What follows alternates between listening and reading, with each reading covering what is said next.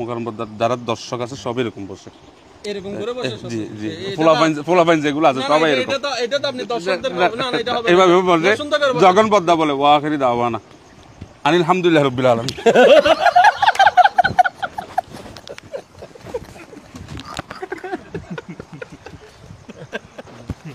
না বলে লাজি না কন্ট্রোল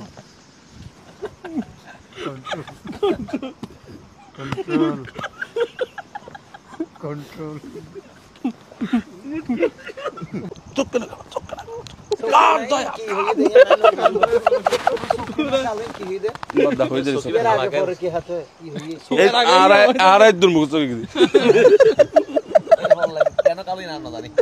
হোলি কাছিল না বুঝিনি বললাম আর তো হুটাই হইলো জাল বাদ জাল জাল বাদ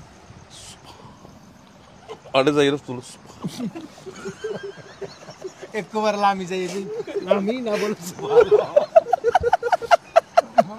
না আরে আরে এক মিনিট মোসাবে যখন গরম হয় মাহফিলে তখন মনে হয় ছোট ছেলে রাগ করি বাবার সাথে চিল্লাইতেছে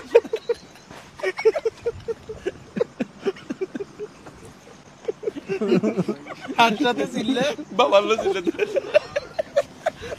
ধরেন এক একজনের এক এক আর কি, এটা আমার অভিজ্ঞতা।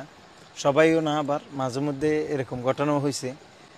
ধরেন মাহফিলে যাচ্ছি, তো আমি আবার বেশি মানুষজন পাঠানো এটা আমি পছন্দ করি না, অনেককে নিষেধ করি।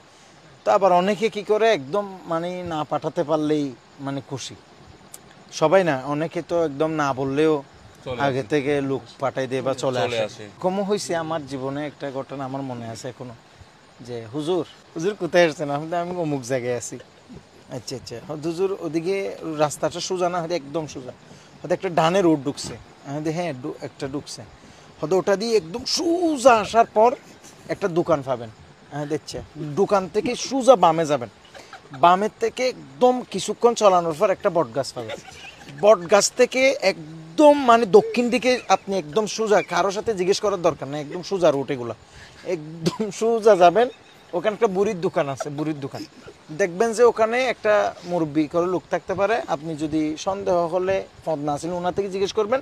আর নয়তো একদম ওখান থেকে উত্তর দিকে এসে একদম সোজা একটা মসজিদ পাবেন, মসজিদের পাশে একটা পুকুর আছে, পুকুরের ফাঁদ দিয়ে কিছু গাছ টাছ দেখবেন, ওই গাছের এই দিক দিয়ে একদম সোজা এসে তারপরে আমাদের মাইকের আওয়াজ শুনতে পাবেন। হ্যাঁ এরকম।